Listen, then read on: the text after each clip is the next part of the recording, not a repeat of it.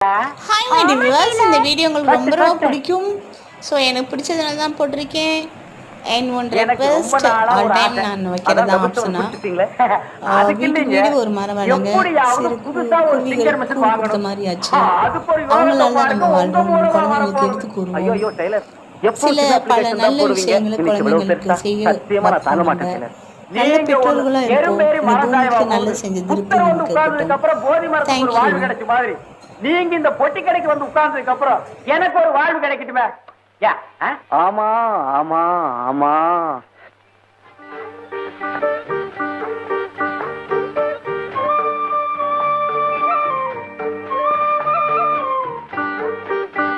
ஓஹோ நானா, எலி ஏன்டா 8 முளை வேஷ்டி கட்டிட்டு போகுதுன்னு இப்பதான் புரியுது. சரோசா, இன்னைக்கு ஸ்கூல் லீவா?